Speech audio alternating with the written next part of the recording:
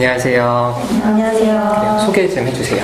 네, 저희는 홍익대학교 1번대학원에서 서비스 디자인 프로젝트 연구를 진행을 하고 있는 팀이고요. 섭식장애 감각을 극복하고 건강한 식습관 형성을 위한 서비스를 제안하는 프로젝트를 진행하고 있습니다. 그 과정에서 전문가 인터뷰가 꼭 필요해서 전문가님의 조언을 듣고자 이렇게 인터뷰 요청을 하게 되었습니다. 이게 수업에서 과제인 거예요? 네, 저희가 실제 나중에 학기가 끝나고 소논문으로까지 해서 토고같이 진행할 예정이에요. 그러면은 이게 어플을 만드는 거예요? 사이트를 만드는 거예요? 저희는 지금 어플리케이션을 제작을 하는 거를 목적으로 하고 있어요. 아, 그래요? 알겠습니다. 그러면 질문 네. 주시죠. 일단 질문 시작하겠습니다. 주로 여기 센터에 찾아오시는 분들은 섭식장애를 많이 고민을 가지고 오시는 경우가 많을까요? 저희 센터가 섭식장애만을 다루는 센터는 아니어서 다양한 주제로 오시는데 최근에 섭식장애 문제를 본격적으로 호소하시는 분들은 확실하게 많아지기는 했어요. 네. 특별히 아무래도 이 심리 상담은 성별로 따지자면 남자분들보다는 여성분들이 더 많으시고, 그리고 여성분들 중에서는 사실 다이어트 고민 안 해보신 분들은 거의 없잖아요. 그러면 자연스럽게 식습관의 문제들이 거의 다 동반이 되고요. 식습관의 문제가 경우에 따라서 차이가 있기는 하지만 좀 다이어트에 성공을 했다고 느끼셨던 분들이 그 이후에 섭식 문제가 생기는 경우들이 많아서 처음에 섭식 문제로 온 거는 아니어도 상담을 하다 보면은 거의 다 섭식 문제가 동반되는 경우들은 많이 있어요. 그러시면 섭식장애 발병의 원인이 큰 이유 중에 하나가 다이어트인 걸까요? 큰 원인 중에 하나가 아니라 거의 100% 다이어트 때문이에요. 그러니까 쉽게 말해서 자신의 어떤 그 신체 이미지, 바디 이미지, 그리고 자신의 체중, 그리고 이런 것들이 특별히 그 미디어나 이런 거를 통해서 여성들에게 이게 많은데, 어쨌든 여성들에게 가해지는 그런 외모 압박이 크잖아요. 그래서 그런 것들 때문에 자신의 신체가 사실은 정상 체중임에도 불구하고 굉장히 자기가 좀 살이 쪘다, 자신의 몸매가 예쁘지 않다, 그래서 사람들이 나를 싫어할 거다, 이런 생각들이 있어서 다이어트를 하게 되고요.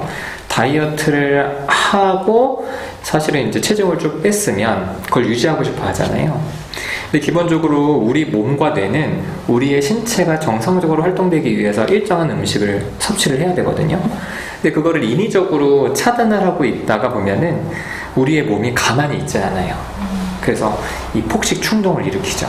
그래서 그 폭식 충동이 일어나면 참을 수가 없어서 먹고, 그럼 먹으면 또 자괴감을 느끼잖아요. 그럼 그거를 보상하는 행동을 하는 그런 신경성 폭식증, 그리고 아예 음식 섭취를 주로 안 하는, 우리가 보통 거식증이라고 하는 신경성 식욕부진증, 이런 것들이 가장 대표적인 섭식장애고, 이런 것들은 거의 다 다이어트와 연관해서 나오고요. 그리고 정신장애 진단 기준에 폭식장애라는 게 새로 들어왔어요. 2013년에 정신장애 진단 기준이 한번 업데이트가 되면서 들어왔는데, 이 폭식장애는 먹기만을 해요, 주로. 그러니까 신경성 폭식증은 보통 우리가 먹토, 폭토 해서 보상 행동을 해서 체중이 보통은 딱 사람들이 보면은 그냥 정상 체중처럼 보이는 경우가 많고, 신경성 식욕 부진증, 우리가 거식증이라고 하는 거는 계속 음식 섭취를 제한하기 때문에 저체중으로 많이 보이기도 해요.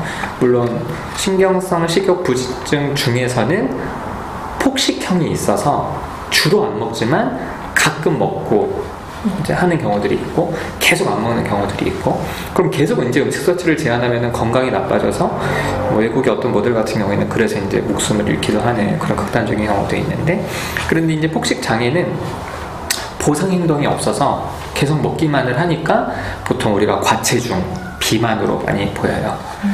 그래서 원래는 이 먹기만 해서 체중이 많이 과체중이신 분들은 그 전까지는 이거를 섭식장애라고 보지 않고 그냥 비만의 문제다, 내과적인 문제다라고 봤는데, 연구를 하다 보니까 이게 신체적인 문제뿐만 아니라 그 이면에 어떤 심리적인 문제들이 있어서 2014년부터는 이것도 이제 섭식장애로 들어갔는데, 그래서 이 폭식장애 같은 경우에는 사실은 다이어트보다는 이거는 스트레스 때문에 이제 계속 음식 섭취를 하는 경우들이 있고, 우리가 보통 아는 섭식장애, 전통적인 섭식장애, 신경성 폭식증과 신경성 식욕부진증은 다이어트와 연관해서 거의 100%라고 보시면 돼요.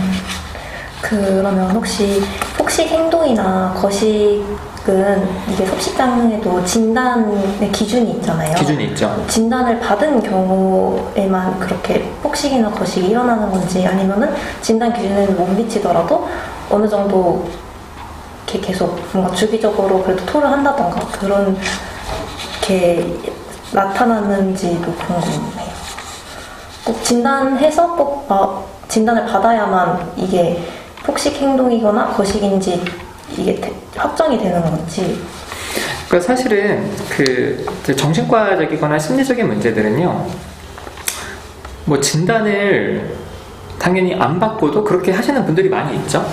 근데 이분들이 이제 센터에 오거나 정신건강의학과에 가면 진단을 받는 거고, 그래서 그거는 뭐 진단과 무관하게 계속, 그래서 진단을 안 받았다 그래도 뭐 여기 4분 계신데 여기서부터 한 반 정도는 좀 먹고 토하는 경험이 있으실 수도 있어요. 그래서 이거는 굉장히 보편적인 문제고, 근데 이제 사람들이 자기가 섭식 문제 있는 거를 잘 드러내지는 않아요. 왜냐하면은 그 자체로 본인이 수치스럽기 때문에. 그래서 진단과는 무관하다고 보는 게 맞죠.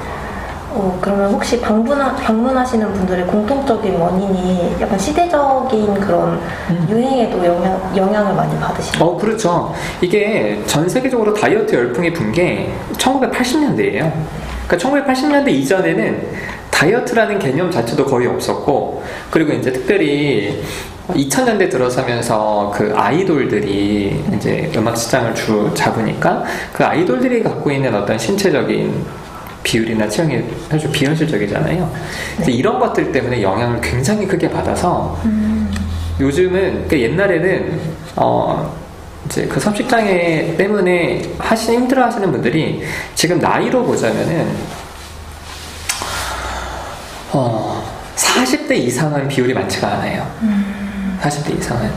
그런데 이제 30대, 20대, 10대는 진짜 많아요.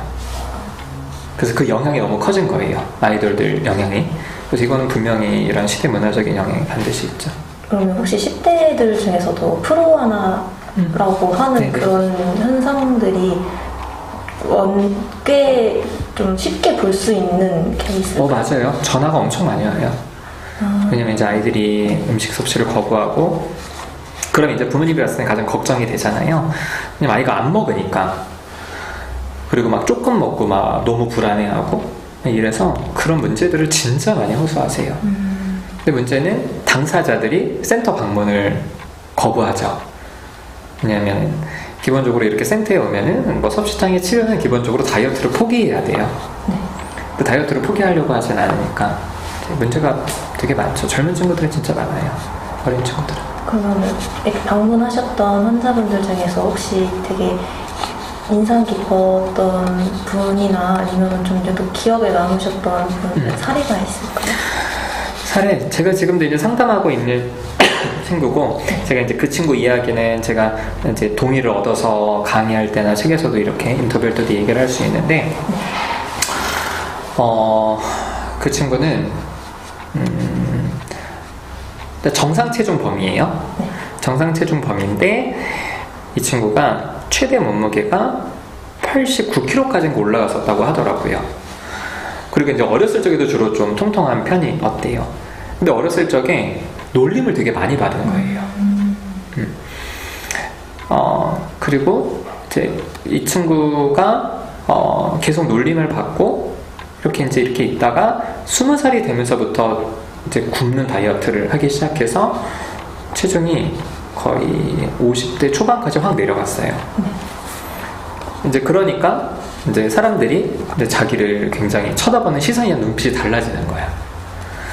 그래서 이제 그거를 유지를 하려고 굉장히 이제 애를 쓰는데, 사실 이 친구는 처음에 그런 섭식 문제 때문에 온 게 아니어서 저도 몰랐는데, 이제 나중에 상담을 하면서 보니까 자기가 모든 걸 먹을 때마다 자동으로 칼로리가 계산이 되고 그리고 이 칼로리가 계산이 되기 때문에 안 먹는 음식들이 너무 많고 근데 그러다가 한 번은 그런 얘기를 하더라고요. 그때 상담에서 이제 좀 막 힘든 일들이 있었어요. 그러니까 이제 상담하다 보면은 뭐 상담자가 위로나 공감만을 하는 게 아니라 좀 잘못된 행동이 있을 때 상담자가 좀 강하게 피드백도 하기도 하고 하는데 이제 그런 힘든 일이 있을 때 폭식 충동이 올라오는데 한 번은 뭐라 그러냐면 울면서 전화가 왔어요. 그래서 무슨 일이냐 그랬더니 상담이 끝나고 집에 가는데 정신을 차려 보니까 자기가 이제 도넛을 막 몇 개를 먹고 있다라는 거예요. 그러니까 정신을 차려 보니까 그 인지를 못하고 있었던 거예요? 네. 그러니까 이제 이게 이 친구 되게 심각한 상태인데 제가 그때 좀 충격을 받았던 게 뭐냐면 저는 알코올 중독 병원에서 일을 한 적이 있거든요. 근데 알코올 중독자들이 재발할 때 이제 술을 먹어서 병원에 입원했다가 이제 퇴원을 하면은 술을 안 먹는 단주를 유지를 해야 되는데 이분들이 재발하는 과정이 어떠냐면은 이제 뭐 편의점이나 이런 데 뭘 사러 가요. 저녁을 먹으러 사러 갔는데 이분은 이제 편의점에 들어간 거가 생각이 나는데 정신을 차려보니까 자기가 병원에 들어와 있는 거야. 그래서 이제 옆에 사람들한테 물어보고 하니까 이제 편의점 그 아르바이트생이 뭐라고 얘기를 하냐면은 이 아저씨가 들어왔는데 물건을 고르고 지나가다가 이렇게 냉장고 이렇게 있잖아요. 음료 거기에 이제 딱 서더니 갑자기 문을 열고 소주 한 병을 따가지고 바로 들이키더라는 거예요. 그러니까 이제 아르바이트생이 아저씨 뭐 하시냐고 계산하고 드시라고 하니까 이분이 그때 비키라고 하면서 거기서 소주를 몇 병 드셔서 경찰에 신고를 하고 경찰이 술 문제가 있으니까 뭐 가족들한테 연락하고 병원으로 보낸 거예요. 그러니까 쉽게 말해서 그 충동이 일어났을 때 그때 잠깐 해리가 나타나거든요. 그러니까 정신을 좀 잃는 그런 상태인 거예요. 그러니까 누가 보면은 의식은 있어. 근데 이 사람은 기억이 안 나요. 근데 그거랑 똑같은 얘기를 하더라고요. 그래서 이 친구가 제가 그때부터 그 문제를 다루기 시작했는데 알고 봤더니 이제 나중에는 한번 폭식 충동이 올라오면은 냉장고에 있는 모든 음식을 다 먹고 그리고 엄청 후회하고 그때도 막 약간 좀 정신을 좀 잃기도 하는 해리 증상들도 있었고 그래서 이게 되게 심각하구나 이 친구한테. 그래서 그때부터 자세히 물어봤더니 뭐라고 얘기를 하냐면은 자기가 생각한 칼로리 이상을 먹잖아요. 그러면 불안해서 잠을 못 자서 자기 방을 넓지도 않은 방을 밤새도록 걸어 다니는 거예요. 그 운동을 하는 거지. 그래서 이제 보상행동 중에 폭식하는 것도 있지만 과도한 운동도 있고요. 그리고 이뇨제 그리고 관장약 쓰는 거 이 친구가 다 하더라고요. 그리고 또 뭐라고 얘기하냐면은 이제 어느 순간 너무 참을 수 없으면 그때는 그냥 이제 그렇게 정신을 잃는 경우도 있지만 어떨 경우에는 너무 참을 수 없으면 이제 백화점 지하에 푸드코트 있잖아요. 거기에 가서 이렇게 음식 조금씩 먹고 좀 먹고 좀 먹고 하면은 이제 너무 불안하니까 화장실에 가서 이제 토를 하는 거예요. 그럼 이제 화장실에서 토할 때는 시간이 걸리잖아. 그 이제 밖에서 사람들 기다리는데 그게 중요한 게 아니야. 그래서 토하고 뭐 그 얘기들을 하면서 그래서 이게 그때부터 이제 저도 본격적으로 이게 거의 한 10년이 넘었거든요. 그래서 그때부터 이제 연구 결과들도 찾아보고 하다 보니까 섭식장애는 결국에는 이제 전문가들은 이거를 음식 중독이다 이렇게 봐요. 그래서 알코올 중독이 재발될 때 나타나는 것처럼 이렇게 음식 섭취를 제한하다가 이게 한번 충동이 일어나면은 이제 폭식이 재발이 되는데 그런 패턴들이 행동 패턴도 비슷하지만 뇌에서도 굉장히 비슷한 패턴들이 나타나요. 그래서 마약 중독, 알코올 중독, 그리고 이제 섭식장애, 음식 중독까지 이 중독을 3개를 놨을 때 우리는 가장 쉽게 생각하면 마약 중독이 가장 심하다 이렇게 생각하잖아요. 그러니까 마약 중독이 그 증상은 제일 심한데 그래도 마약은 요즘에는 뭐 그래도 예전보다는 쉽게 구하지만 여러분이 어디 가서 저 마약 좀 주세요 이럴 순 없잖아. 그러니까 구하기가 이건 좀 어렵고 근데 알코올은 보다 조금 더 쉽게 구할 수 있죠. 그래도 이거는 안 먹으려면 안 먹을 수 있어. 근데 문제는 음식은 안 먹을 수가 없는 거예요. 그래서 이 3가지 중에 제일 고치기 힘든 게 섭식장애. 음식을 계속 먹어야 되니까. 그래서 이 섭식장애로 이 고통받는 게 진짜 상상 이상으로 우리의 삶을 망가뜨리고, 이제 음식 섭취 어려움이 있다 보니까 친구들 만나서 보통 밥 먹잖아요. 밥을 잘 못 먹는 거야. 왜냐면 먹는 것 자체에 대한 두려움이 있어요.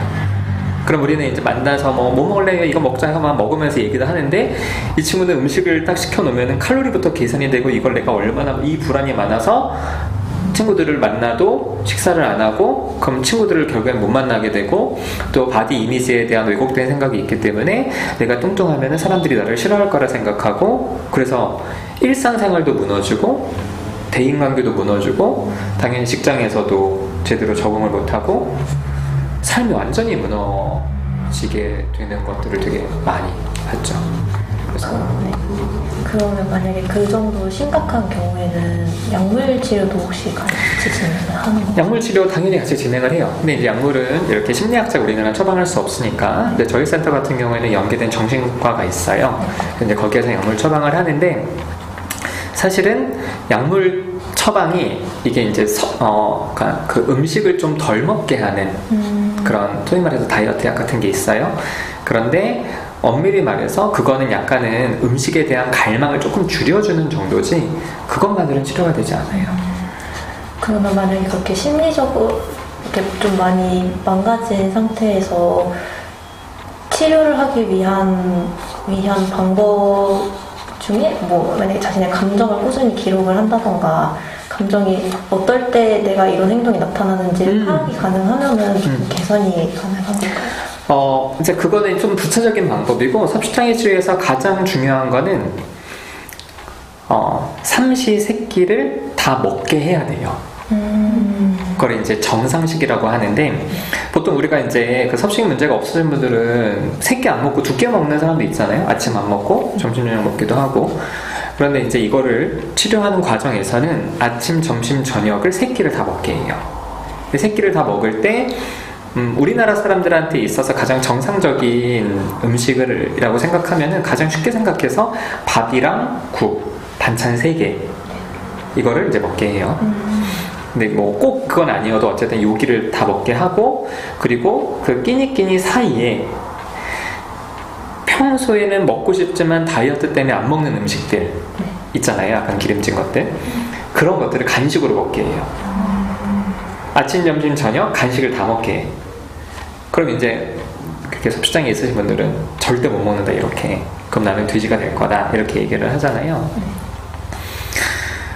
근데 처음에는 이렇게 먹게 하면은 체중이 자기가 다이어트로 음식 섭취를 제한했을 때보다는 증가해요.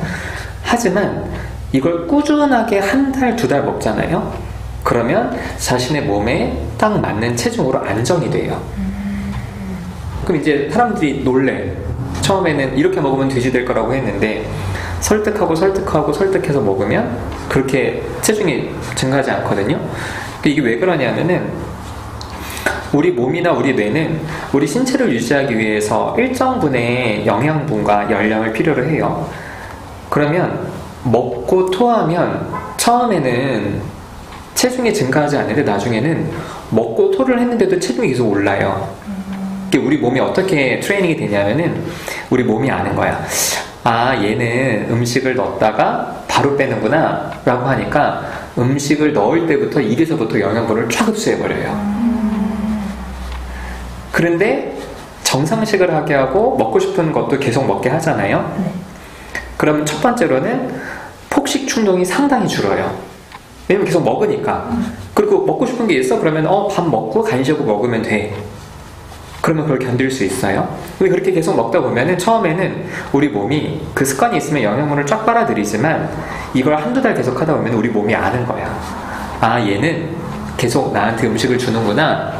그러니까 그렇게 과도하게 영양분이나 열량을 섭취할 필요가 없어. 그럼 이렇게 확 끌어당기는 걸 안 하거든요. 그럼 이제 몸무게가 어느 정도 균형을 잡죠. 그래서 섭식장애 치료의 가장 중요한 거는 정상식을 하기 위해서, 저 같은 경우는 이 친구가 입에 들어가는 모든 것들을 사진을 찍어서 이제 상담자한테 이제 보내게 해요. 그래서 저희 같은 경우에는 개인 상담할 때 1대1로 이렇게 있는 밴드가 있거든요. 그래서 그 밴드에 밥 사진, 간식 사진, 음료 이런 걸 다 올리게 해요. 그래서 그 음식을 먹는 거를 상담자가 이제 알고 보고 있고, 그러면 이제 이 친구가 일단 그거에 자체에 되게 안정감을 느껴요. 아, 내가 먹는 걸 누가 이렇게 보고 있구나. 그렇게 해서 정상식을 하고 하는 게 가장 기본적인 치료고요. 그 다음에 이제 하는 게 폭식 충동이 주로 언제 올라오는지, 이게 이제 감정적인 부분들이 건드려지면 이게 폭식으로 갈 수도 있으니까 그거 다음에 하는 게 이제 그런 감정 일기를 쓰게 하는 거죠. 그래서 어떤 일이 있을 때 감정이 이렇게 올라와서 폭식 충동으로 갔다라는 패턴을 알면 나중에는 아, 내가 이러면 또 폭식하고 싶겠구나, 미리 이제 예상을 할 수 있으니까. 그래서 섭식장애가 아주 심하지 않은 경우라면은 뭐 정상식보다는 감정 일기를 먼저 쓰지만, 섭식장애가 너무 심하면 사실은 이건 뭐 감정적인 문제가 아니라 너무 충동이 커버리니까 이제 그때는 그렇게 정상식 하는 걸 기본으로 하죠. 정상식 하는 기간은 보통 한 달에서 2달 정도를 계속 해야 돼요. 꾸준히 그냥 쭉 가야 돼요. 그렇죠. 평생 한다 생각하면 돼요. 그 충동이라는 게 되게 그 섭식장에서 일반적으로 나타나는 증상이라고 할 수 있어요. 그렇죠. 그래서 이제 폭식을 한다고 했을 때 그냥 우리는 아, 배고프니까 많이 먹어야겠다 정도는 아니에요. 그 너무 순간 그 강렬해서 그게 잘 이렇게 조절이 안 돼요. 근데 그러면 그건 또 이제 사람에 따라서 좀 다르게 나타날 수 있는 거죠. 폭식 충동의 정도라든지. 그렇죠. 그렇죠. 그런 사람에 따라 분명히 좀 다를 수 있는데, 그래서 이제 섭식장애가 심할수록 충동이 큰 거고, 만약에 이제 여러분이 뭐 다이어트를 하셔도 아, 오늘은 좀 많이 먹고 싶다, 뭐 이런 정도를 충동이라고 하진 않아요. 근데 이거를 좀 못 견디겠다, 이럴 경우에는 좀 나도 모르게 이제 시킬 때도 좀 많이 시키고, 이거를 이제 다 먹어야 된다라는 이런 압박감, 이런 것들이 있는 거죠. 그러면은 그 가장 효과적인 치료법이 정상식이라고 맞아요. 말씀해 주시는 거죠? 네, 이거는 정신과 의사, 심리학자 전 세계 다 기본적인 원칙이에요. 그래서 섭식장애 전문 병원에 입원하면 가장 먼저 정상식부터 기본으로 하고, 그 다음에 뭐 감정 일기를 쓰든지, 그 다음에 자신의 바디 이미지에 대한 왜곡된 생각이 언제부터 생겼는지 뭐 과거를 탐색하든지, 그리고 집단 상담 같은 데 들어와서 대인관계 훈련을 통해서 내가 뚱뚱하거나 혹은 내가 날씬하거나 상관없이 사람들과 내가 관계를 맺을 수 있구나, 이런 것들을 추가적으로 시키게 되는 것들이죠. 제가 그 사전 조사를 할 때 그런 폭식 관련한 카페도 들어가서 네네네. 어떤 고민이 있는지도 살펴봤었는데, 그 보통 주변 사람들의 말에 치료하고 있는 와중에서도 주변 사람들이 너 좀 통통해졌다, 약간 이런 식으로 이야기를 들으면 갑자기 그쵸. 트리거가 딱 맞아요. 유발이 되면서 확 올라온다고 하시더라고요. 그래서 갑자기 정상식을 하다가도 안 먹게 되거나 그렇죠. 이런 경우도 많다고 하는데, 그러면 그런 경우에는 이제 스스로가 그런 말에 안 휘둘릴 수 있도록 마음을 다잡는 방법밖에 없는 걸까요? 만약에 그런 얘기를 들었을 때 그게 마음이 흔들린다면 당연히 이제 스스로 다잡는 방법이 있고, 상담을 받는 경우에는 저는 언제든지 상담자한테 연락을 해라. 그럼 이제 그렇게 힘들 때 상담자한테 전화해서 그 상황에 대해서 이야기를 하고 제가 다시 해석을 해주고, 이제 이렇게 하면서 그 상황을 지나가게 하는 방법들, 그리고 뭐 카페 같은 데다가 글을 올리면 사람들이 이제 공감해주고 지지해주면서 그때 어쨌든 주의를 거기에 꽂히지 않도록, 아, 역시 내가 다이어트를 해야지 사람들이 날 좋아해, 꽂히지 않도록 이렇게 분산시키는 거, 이런 것들이 필요하죠. 그러면 이제 초반이나 급성기나 일단 치료법은 다 정상식을 먼저 도전하는 기본으로. 네. 그러면 거식증의 경우에는 거식증도 일단은 아예 조금이라도 안 먹으려고 하는 경우가 그렇죠. 많잖아요. 그러면 그런 경우에는 좀 다른 식으로 접근을 해야 하는 걸까요? 아니면은 좀 거식증? 네. 그래서 치료가 잘 안 돼요. 거식증은 그게 너무 심해요. 음식에 대한 거부가. 그래서 연구 결과로도 거식증은 치료 성공률이 굉장히 많이 떨어져요. 막 저혈당으로 쇼크 그렇죠. 오시는 경우도 되게 맞아요. 많다고. 건강에 너무 많이 무너져요. 그래서 저희도 이렇게 이렇게 보통 부모님들이 연락이 오거든요. 네. 이제 아이가 안 먹거나 그러면 저는 입원시키라 그래요. 그럼 병원에서 수액이라도 맞으면서. 그래서 이거 내과적인 문제가 신체가 너무 많이 무너져서 일상생활 안 되는 건 물론이고 건강이 너무 심각하게 안 좋아져서 기본적으로 심리치료 세팅이 잘 오시지도 않고, 왜냐하면 이제 신경성 폭식 같은 경우에는 먹고 토하면 자괴감이 들거든. 네. 내가 뭐 하는 거지? 이러면 이제 좀 괴롭거든요. 그런데 거식증 같은 경우에는 자신의 마른 몸에 대한 만족도가 되게 높아요. 그래서 치료 장면에서 오지도 않고 그 주변에서만 막 너무 안타까운 거야. 그럼 입원시키라 그래요. 그래서 병원에서 계속 수액이라도 맞고 뭐 이렇게 이제 관리를 계속 해줘야 돼서 사실은 신경성 거식 식욕부진증은 잘 치료가 안 되죠. 그럼 이제 다시 폭식증으로 돌아와서 그렇게 치료하는 과정 중에서 가장 힘든 변수가 있다면 어떤 점이 있을까요? 가장 힘든 변수는 아까 얘기하셨듯이 주변 사람들의 그런 외모에 대한 평가. 이뻐졌다, 뭐 살이 빠졌네, 뭐 오늘은 어떻다라는 이런 평가들이 굉장히 큰 압박이고, 그리고 미디어 자체에서도 어떤 기본적으로 여성들의 몸을 너무 비현실적인 어떤 그런 기준으로 얘기하기 때문에 이제 그런 것들이 너무나 큰 스트레스인데, 사실 직접적으로 부모님이나 주변에서 이야기하지 않아도 이제 어떤 친구가 생각이 나냐면, 이 친구는 이렇게 엄마랑 같이 TV를 보면은 그 엄마가 늘 여자 연예인들 외모 평가를 하는 거예요. 근데 자기한테는 그러진 않아. 근데 TV를 보고 얘기하는 것만 들어도 이 친구는 그거에 대한 어떤 스트레스가 너무 커서 계속 이제 나도 사람들이 이렇게 보겠구나, 이런 어떤 생각들. 그래서 자기를 향한 말이 아니어도 그런 어떤 모든 말들이 너무 지나치게 중요한 트리거가 되죠. 그럼 그 변수를 통제하기가 굉장히 현실적으로 거의 어렵죠. 마치 이거는 알코올 중독자들이 TV나 이런 데서 이제 술 광고가 나오잖아요. 우리나라는 이 술 광고 규제가 외국에 비해서 너무 허술하거든요. 술을 너무 쉽게 구입할 수도 있고, 이런 것처럼 이런 환경적인 요인이 굉장히 큰데 뭐 섭식장애 이유로 말할 것도 없죠. 그리고 마치 왜 또 우리 문화가 그렇잖아요. 뭐 스트레스 받으면 야 한 잔해, 이런 문화처럼 이제 음식도 맛있는 음식 먹으면, 그러니까 먹방이 진짜 많잖아요. 네. 그런 먹방이나 이런 것들이 이 섭식장애를 겪고 있는 사람들한테는 굉장히 큰 스트레스가 돼요. 왜냐면 너무 맛있게 먹으니까 난 먹고 싶은데 난 다이어트 해야 돼. 그럼 이제 안 먹어.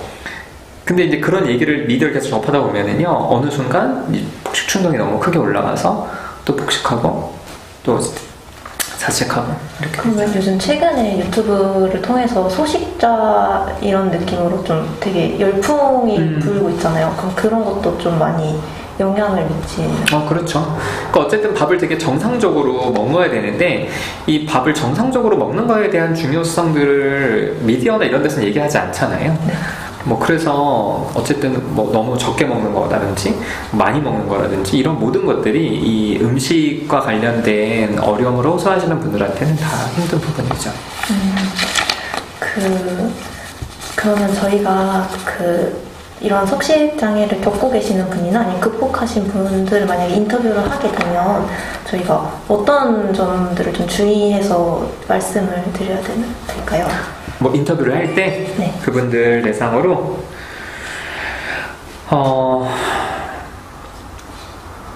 일단 인터뷰의 목적을 되게 분명하게 알려주는 게 좋을 것 같아요. 그래서 뭐 이 인터뷰를 하는 목적이 우리가 이제 이런, 예를 들어서 뭐 어플을 개발하거나 이렇게 하려는 그런 목적에서 이제 본인의 경험을 좀 자세히 듣고 싶어서 몇 가지 질문을 던지겠다. 왜냐하면 그런 어떤 과거 경험을 이야기하는 것 자체가 이분들한테는 힘든 일일 수도 있기 때문에 그래서 주로 어떤 것 때문에 그렇게 좀 힘들었는지, 그때 그걸 어떻게 받아들였는지. 그러니까 쉽게 말해서 조금이라도 듣는 사람 입장에서 그게 비난처럼 안 들리도록, 뭐 예를 들어서 뭐 그랬을 때 뭐 근데 왜 그걸 못 참아요? 이런 표현은 좀 그렇죠. 네. 근데 그때 어떤 것 때문에 그렇게 참기가 어려우세요? 뭐 이렇게 좀 구체적으로 말씀드리면, 모든 인터뷰에서나 상담에서 왜라는 표현은 되게 공격적이거든요. 우리나라 문화가 그래요. 너 왜 이거 못해? 이거는 사실은 질문이 아니잖아. 그럼 비난처럼 들려서 어떤 것 때문에 그렇게 힘드셨냐, 그거를 어떤 마음인데 그거를 참기가 좀 어려우셨냐, 이런 표현들을 하는 게 이제 이분들 입장에서 제가 공격받지 않는다고 좀 느낄 수 있는 것들이고, 근데 인터뷰의 목적을 분명하게 하고 이런 어떤 언어 사용만 조심하면은 뭐 인터뷰에 응하는 분들이야 뭐 내 어쨌든 경험에 도움이 된다면 뭐 되게 솔직하게 많이들 얘기를 해주시기도 해요. 그러면은 그렇게 혹시 섭식장애도 집단 상담으로도 치료를 진행하시는 건가요? 섭식장애를 갖고 계신 분들이 이제 집단에 들어오시면은 되게 좋거든요. 왜냐면은 이게 섭식장애 문제가 결국에는 대인관계 문제로도 연결이 되니까 결국엔 사람들이 내가 외모나 이런 것과 상관없이 나랑 관계를 맺을 수 있고 충분히 가능한 경험하면 좋은데, 이제 센터에 오실 정도로 섭식장애 어려움이 크신 분들은 대인관계에 대한 공포가 굉장히 커져 있는 상태이기 때문에 집단을 추천하면 거의 거부를 해요. 거부를 하고, 이제 그래서 뭐 이제 상담자랑 굉장히 긴밀한 사이가 되고 서로 신뢰하는 사이가 되면은 그때 계속 설득을 하는 거죠. 이걸 해야 된다, 하자. 그런데 이제 섭식장애 어떤 전문 프로그램은 열진 않거든요, 저희가. 왜냐면 그렇게만 집단을 구성하는 거는 이분들 자체가 당장 음식 조절이 중요한 이슈이기 때문에 잘 오지도 않고, 그래서 저희는 일반 집단에 이제 초대를 해요. 그래서 이제 집단에서 이제 자신의 섭식에 대한 어려움도 꺼내놓을 수 있고, 그럼 사람들이 공감해주기도 하고, 그리고 자신의 어떤 그런 갖고 있는 어떤 왜곡된 바디 이미지와 무관하게 관계 맺을 수 있는 경험을 이렇게 하면서 그것에서 좀 벗어나시는 분들도 있고 그래요. 그러면 겪는 분들끼리 소통을 하는 것은 좀 약간 추천하지 않은 방식일까요? 그게 이제 그렇게 해보면 무슨 문제가 생기냐면 서로 비교를 해요. 서로. 그러니까 예를 들어서 생각해보세요. 섭식장애 전문으로 이제 모였어요, 집단이. 이렇게 모였는데 결국에는 거기서 하면은 뭐 저는 이번 주에 뭘 먹었어요, 만약에 이렇게 라도 얘기를 하면은 저 사람이 많이 먹었나, 내가 많이 먹었나, 이런 비교들이 계속 일어나기도 하고, 그리고 저는 제가 너무 뚱뚱한 것 같아요 라고 했는데 자기가 봤을 땐 저보다 날씬하거든. 근데 저 사람은 자기를 뚱뚱해, 그럼 나를 어떻게 볼까? 이런 것들이 굉장히 커져서 사실은 집단 프로그램 자체가 현실적으로 많이 어려워요. 그러면은 이런 온라인 상에서도 그런 교류는 조금 피하는 게 좋을까요? 그래서 이제 물론 그 자주 모인 그런 카페 같은 데는 자신의 경험만을 올리는 거는 괜찮은데, 일단은 섭식장애를 갖고 계신 분들이 이제 저희는 뭐 정상식 기본으로 해서 이거를 해야 되니까 이제 이런 것들이 교류가 되면은 거기에서도 어떤 비교 같은 것들이 있어서 뭐 그냥 경험만을 올리는 정도는 되게 그거는 도움이 될 수 있지만 그 이상의 상호작용이나 그 이상의 프로그램은 사실 좀 어렵기도 해요. 그러면 혹시 섭식장애가 있는 경우에는 보통 이런 수면장애랑도 연관이 있을까요? 많이 있어요. 이게 결국에는 우리 뇌에서 먹는 것과 자는 것, 다음에 감정을 느끼는 거는 연관이 다 있거든요, 우리의 뇌 구조 자체가. 네. 그래서 제가 이제 섭식장애 있으신 분들을 이렇게 얘기해 보면은 이분들이 대인관계 문제나 혹은 스트레스나 이런 것들이 다 있기 때문에 자연스럽게 수면장애로도 가고, 그런데 연구 결과를 보면은 수면이 부족하면 체중이 많이 증가를 해요. 그래서 우리가 잘 때 우리의 신체가 다시 이렇게 균형을 잡게 되는 그런 과정들이 있어서 저는 정상식과 함께 수면 체크를 계속 해줘요. 그래서 수면을 정상적으로 자는 게 우리의 체중을 정상을 유지하는 것도 굉장히 중요하다라고 설득을 하고 이제 잠자는 것과도 연관이 분명히 되어 있죠. 이 종가 저희가 이제 기획한 서비스가 담겨있는 종이거든요. 그래서 저희가 생각하는 핵심 서비스는 일단 이렇게 3가지고, 그 다음에 이 서비스에 해당하는 기능들은 아예 나와 있는데 혹시 여기에 대해서도 피드백 해주실 수 있을까요?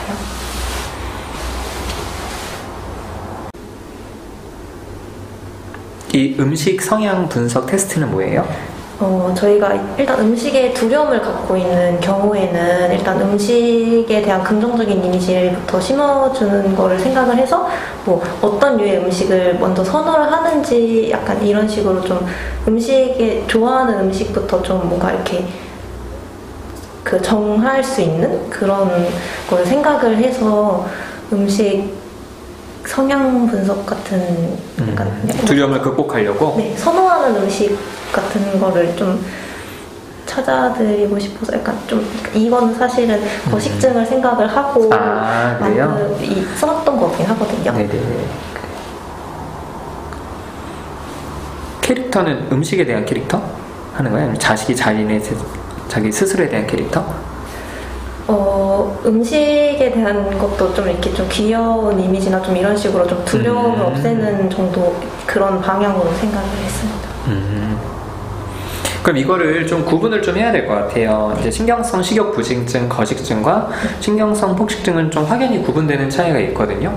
그래서 일단은 사람들이 접속을 했을 때 이 사람이 신경성 폭식증에 가까운지 신경성 식욕 부진에 가까운지를 좀 확인을 해서 그 사람들이 이제 접근할 수 있는 방법들을 좀 다르게 해야 되는데 음식 성향 분석 테스트 같은 경우에는 사실은 폭식증인 사람들에게는 크게 중요하지는 않아요.